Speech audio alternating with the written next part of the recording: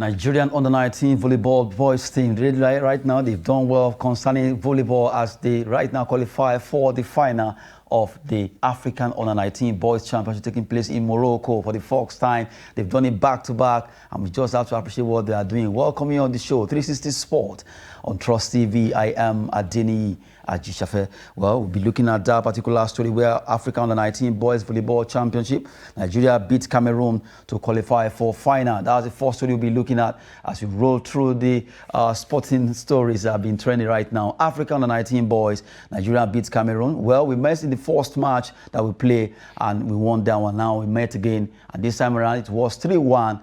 We won against the Cameroonians. Now they qualify for the final, becoming the first team in the Sub-Saharan Africa to qualify back-to-back to the finals. Under-19 boys, we have to talk about this. Olale Peter is here. Let's talk some sport. Yeah, and Adeni, good evening. It's a pleasure to be back to the studio. It's a very good one for the Nigerian under-19 team, and to have done a double over the Cameroonian, and we won during the group stages, and here also, I mean, during the semi-final, we won also. Yes, it was a shaky start for us.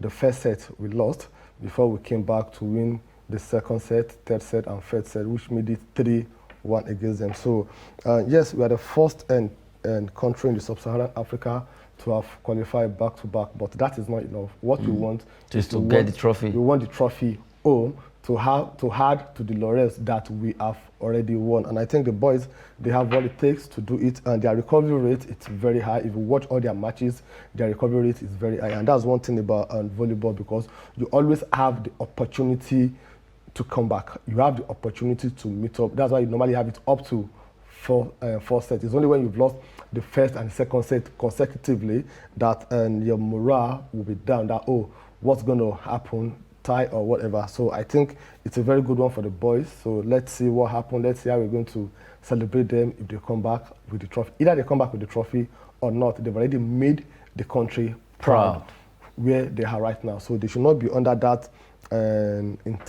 intense pressure that it's a must win for them. They should just go out there and play their game, look at their strategy, focus on the next team we are playing in the final.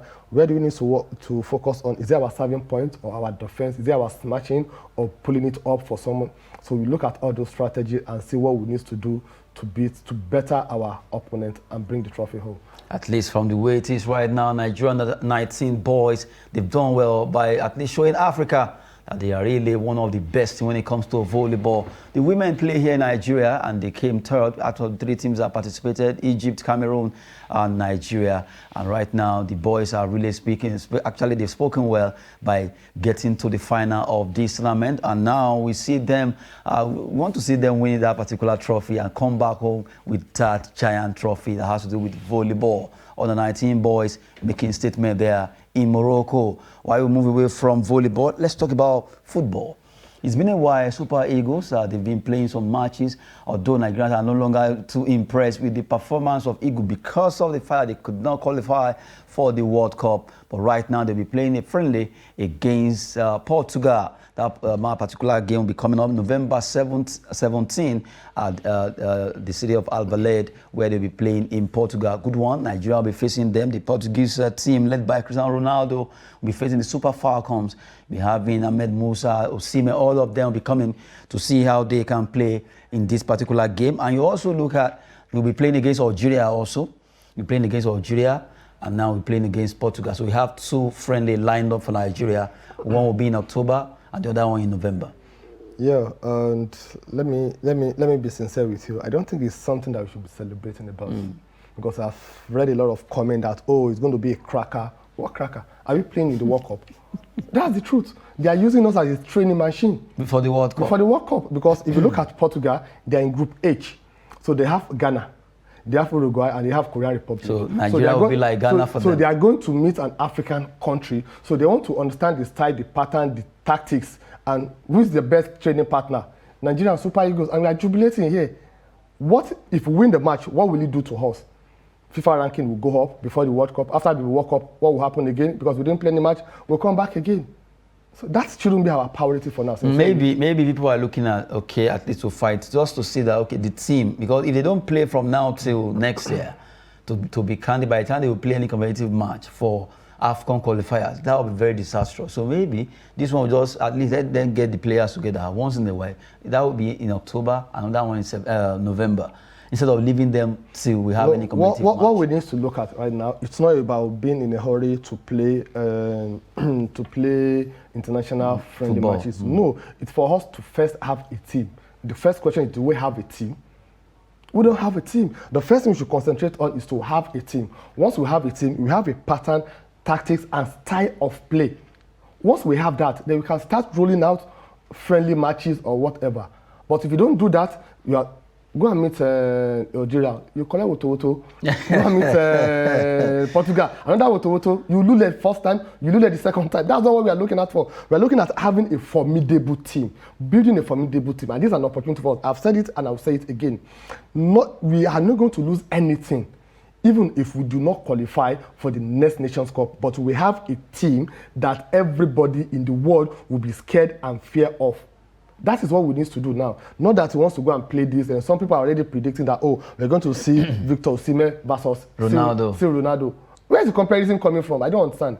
Where's that comparison coming from? And that, okay, and we've never played before. This is the first time we are meeting at the senior level. In fact, some people even went further that we're even better than the Portuguese team now. After all, we've won African Nations Cup 3 times. Today they only won Europa only once. I'm just like, yes, if you look at it on paper, you can say, okay, we have more trophy as a national team more than Portugal. Fine, but if you look at their own team, they have a team. Very solid team. They have a team. They have a pattern. They have a style. They have a tactics. They have a name. They have a brand. What do we have? If you have something, probably we'll be at the World Cup. Also preparing to play friendly in preparation for the World Cup. So it has happened. But sincerely, we've not learned from our mistake. We've not learned from the reason why we did not qualify for the World Cup. Right now, let me ask you and be sincere, do we have a team? To be candid, we don't. We need to work on, okay, like, let me take a quote from the Super Falcons. Immediately we crashed out, or let me say, yes, I won't call it, we came forth, we crashed out. Yeah.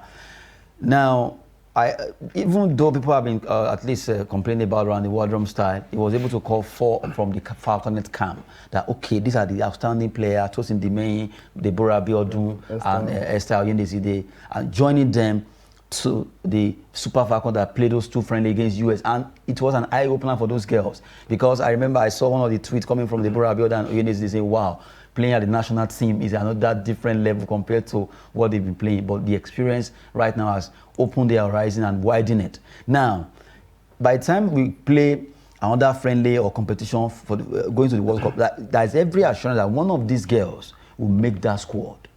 At least then, little by little, Wardrum is building a team that can compete at the World Cup. Now, the same thing must be done concerning the Eagles. That is actually exactly my point where I'm deriving at.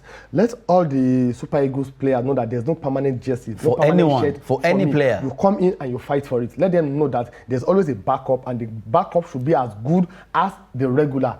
If you are not careful, the backup can actually take your shirt. That's how it's supposed to be. That is what I think we really need when it comes to the Super Eagles now. We don't need to be dependent on only Victor Osimhen. As our number 9. What if anything happens? Something happens to him during our qualifiers.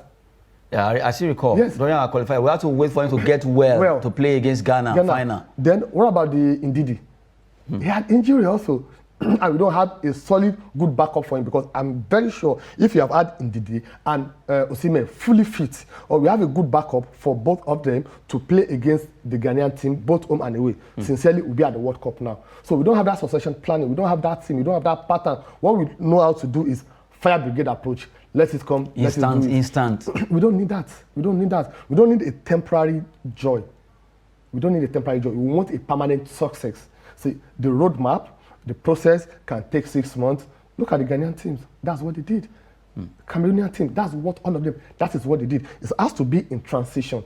So you should start that transition right now. a good one he wants to play, but sincerely, I'm not so happy about it. The way other people are happy about it and comparing Ronaldo and Osimhen. I mean, come on, you shouldn't do that, please. Meanwhile, someone actually was talking about maintenance culture. That is not only about infrastructure, even human beings. Now, look at Super Eagles.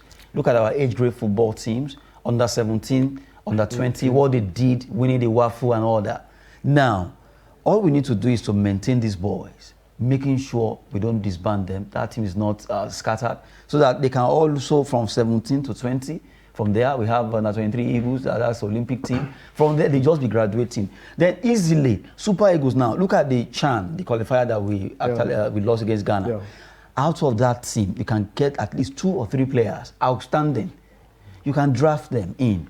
Okay, let's see how we can let these guys come in here. Then other players too, who we know that they are very, very good. Why don't you just do this, maintain this, before you know it, these players from 17 to 20, 20 to 23, they'll be going like that. They know themselves. I doubt if anything we're able to beat Nigeria. Then apart from that, it gives us the longevity that we need to see this player playing for the Super Eagles. Now, we used to have this in the 90s and early 2000s. That's why you have the likes of Fatai Atere, we've seen Uruma, Kanu Nwankwo. We have a lot of them that they played both 17, Olympic, and they graduated just like that. Just like that. We have them also now, but they are just very few. So if you don't have that process in place, maintenance culture when it comes to human being this time around, that okay, from the people that play the CHAN competition qualifiers. Yeah, the qualifiers, we will take like 34 from those players. We'll come to the domestic league, we can take 4 or 5 players from those people. If you have good players from outside the country that they can blend in, let's have a mixture. Let's even have a policy, more like a policy. Let me say, anytime the Super Eagles they are playing, we shouldn't take more than 30% of the whole squad from Europe. The remaining 70%, we have to look at it. That is how you develop your league locally. That is why those players, they will try as much as possible to give it all out, because they have something they are looking up to, and they will never forget where they are coming from. That's what the like of Asisat Oshola. Up to now, anytime Nigerian call upon her, Ajibade, they are always coming, because they knew where they came from. They came from Mushi, FC Robo. So that is where they came from. So they don't forget home. Not all these Ajabota that were brought to play against Ghana, that after 30 minutes, 20 minutes, they are not used to the immediately. They are holding their waist as if they are pregnant, playing international matches. We don't need that. Sincerely, we don't need that until we go deep into it and go back to the grassroots. Sincerely, the game of football will continue to lament, and me, sincerely, with a lot of Nigerians, we are tired of lamenting. We have abundant resources. If you don't have the resources, it's quite different. If you want to have 10 Super Eagles team in this country, and that all other African countries or even in the world, they'll be scared to play with us, we have them. We have them. We have what it takes. We just provide that enabling environment. Then when you're talking about the maintenance culture also, we have to look at the infrastructure. You must have this maintenance culture when it comes to infrastructure. How can we do that? You have the National Stadium. With the amount of money Alhaji Aliko Dangote spent, if that place is not being utilized day in, week out, maintaining it, in the next 1 year, story will change. Teslim, Balogun, the same thing. National Stadium, they are working on it also. So we should try as much as possible to make all our matches to be played in all these national stadium. Let people go in there. For example, now we have probably we have a club in Abuja that is representing Abuja at the Nigerian Professional Football League. Let the home base be Abuja Stadium. Nothing stops them from doing that. We do the same thing in Lagos. That's how we can continue to maintain the facility. But in a situation whereby you just abandon everything, nobody goes there. When was the last time you visited the National Stadium? I was still there for the qualifier. Because it is your job to go there for the qualifier. But we have a lot of Nigerians that the last time they visited National Stadium, maybe it was when Nigeria played Ghana. And before they played Ghana, when was the last time they visited there? Maybe about 3 or 4 years ago. So it's something that we need to be using. And how can we use it? Make our domestic league also. Let it be more attractive so that people can be going in there and do it. I think that is what we seriously really need. Nigeria and Portugal will watch it, but sincerely, I'm not that kind of it's not something that I'm so much happy about because The hype and all that. They are using us as its training material. Well, we've been training concerning Nigeria. Super Eagles will be playing against Portugal November 17, 2022, and they will also be facing Algeria in Oran in another friendly, although that will precede the one against Portugal. That will be coming up in October. And right now, the Eagles, well, they just have to get their acts together, and we need to do something about Nigerian football by injecting those players that we know they are very good from the local scene. We can get some and at least pair them with those international stars. Talking about Super Eagles football there. Let's go international. We talk about Chelsea. In the morning, we talk about them having Graham Potter and what's next for the club. But right now, a particular man has been mentioned. We have a Portuguese coach. His name is Ruben Amorim. Chelsea lineup Sporting Lisbon's Ruben Amorim as potential replacement for Porter if he fails to perform. What a way to go, Chelsea. Honestly, in fact, maybe they wanted to go for him, but because of one thing or the other, they had to support that. But they pick on Graham Potter. But now, this is a man they call the new Mourinho. No. That's what they call him. He's the manager of Sporting Lisbon. He has done well with Sporting Lisbon, winning them the league since he moved in. And now, Todd Boehly, the owner of Chelsea, right now has spotted Ruben Amorim as the replacement if Porter fails to perform. Okay, so that means they've appointed Potter, but they still don't believe in him. Because if they do believe in him, They shouldn't be having. they shouldn't have that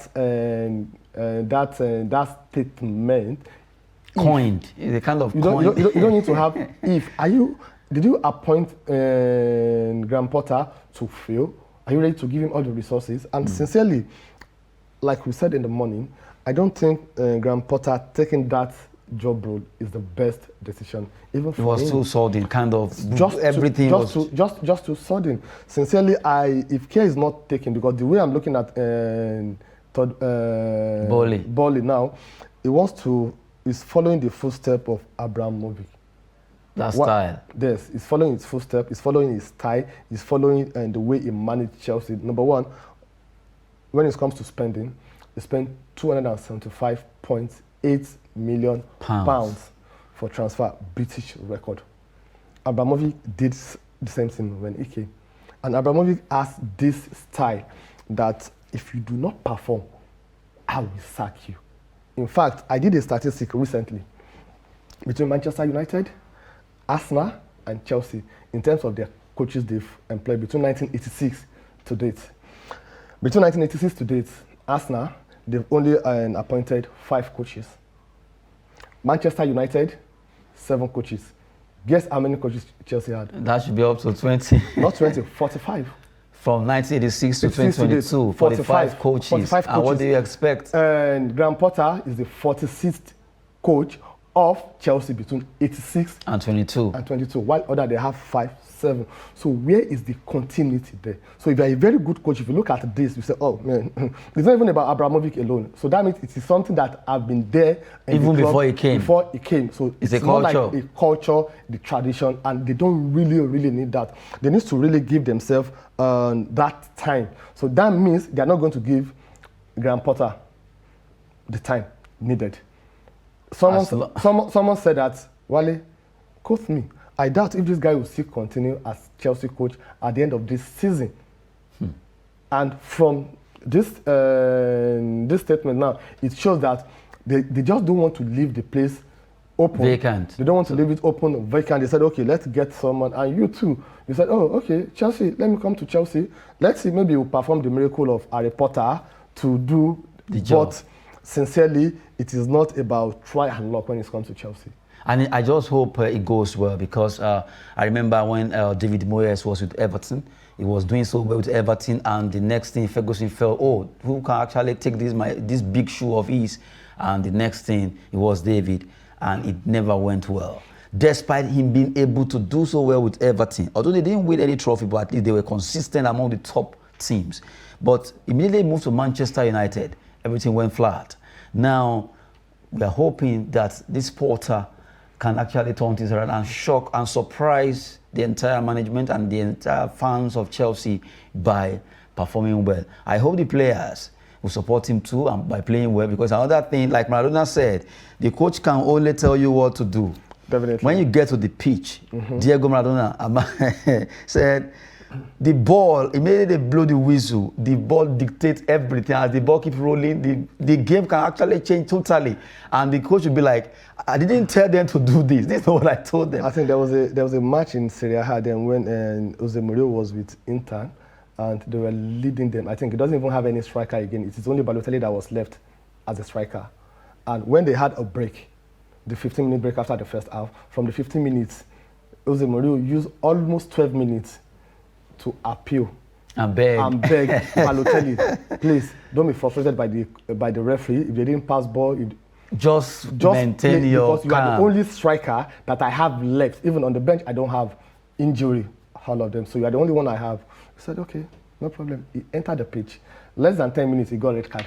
So that's just to agree with what late Diego Maradona. That the coach, so that shows that sacking coaches at times, it's not really the problem. Look at Manchester United. Look at the number of coaches they've sacked. They were just changing coaches. But the situation still remains the same. So I think as much as the coaches, they have their own fault, they have their own blame, especially when it comes to the relationship management that they've pointed out about Thomas. That is one of the reasons why. I think Thomas needs to work on that. He seriously needs to work on that because everybody complain, the players complain about it. Unlike when they sack some coaches, you see the players even coming out. Have you had any, to protest that? Why did they sack him? Have you had anything from Chelsea players? None. He has lost his dressing room. So that is the problem. And once you've lost it in the dressing room, forget whatever is happened on the pitch, you're going to lose it also. So I think what Graham Potter needs to do right now is to come down to the level of everybody. Have this good working relationship that he had with his player when he was at Swansea City, when he was at Brighton also. He had a very good relationship. Of Sweden. Yes, Sweden, where he got them promoted from 4th tier to tier 1. Also taking them to the European League for the first time in their history. That relationship that he had with all the players then and the club, you should try as much as possible to have the same with the Chelsea player. With that, probably, but sincerely, does he have what it takes when it is needed to take Chelsea to? We're talking about European champion. We're talking about a club that have won World Club Cup. We're talking about a club that have won everything. Premier League, FA, they've won everything. All the best in England. So we wish him all the best, but sincerely, he has a lot of work to do. Now, before we go to the next story, I look at Chelsea, what Graham needs to work on. As somebody, okay, we were talking, I said defensively, they need to work on that defense seriously, because if you look at that match, that game that they lost against Croatia, the team that defeated Dinamo Zagreb, Fofana, Koulibaly, they were nowhere to be found, because the fact that he was running behind, he had a chance. Either you are going to commit foul to stop that striker from moving with that ball, but still, he couldn't. He kept running until the guy scored the goal. So defensively, they need to work on that. Manchester United, they are complaining about Harry Maguire, but Harry Maguire, when you watch that goal that Chelsea considered, you'll be laughing that I'm still better than this. That is the truth, because we wouldn't have allowed that pace to continue. And we said something about Fofana, and we said it about Koulibaly. Both of them have played 6 matches, no clean sheet yet. And if you add the amount of money they paid for both of them, is about £110 million. So what are they giving? So the problem Graham Potter is going to have is this. It's someone that believes so much in 3-5-2, 4-4. In fact, when he was at Ostersund, he played 10 different formations in a season. So he's a coach that is very flexible. Does he have the players that can give him that flexibility when it comes to tactics in Chelsea right now? Times will tell. But Chelsea defense, sincerely, they have a lot to do with it. They have a lot to do concerning their defense right now. Before we go, let's talk about Diego Costa right now. Has actually done his medical. Will be joining Wolverhampton Wanderers. That's a good one. Finally, they actually got the man they want. They will be confirming him as a free agent to stay with them for a year. Fantastic striker, if you ask me. Good one for Diego Costa. Will be joining Wolverhampton Wanderers there. And now let's look at Friday fixtures. Matches will be coming up. Well, let's look at those matches that will be coming up. Well, in Spain, Germany, and in France. Girona Barcelona, Real Valladolid, Werder Bremen, FC Augsburg, Lens and Troyes. Those are the matches that will be coming up for Friday evening. Well, before we go, just Diego Costa briefly. Okay, and I think that is what Wolves are doing right now. If you look at the table currently now, they are the only team that have considered least goal. They considered only 4 goals in 6 matches. So that means defensively they are very good. But how many goals have they scored? So that is where they are lacking. That is why they went for a striker that have already established himself in Premier League, a fighter, a goal poacher that will really give them what they are looking for. A very good and perfect signing for Wolves.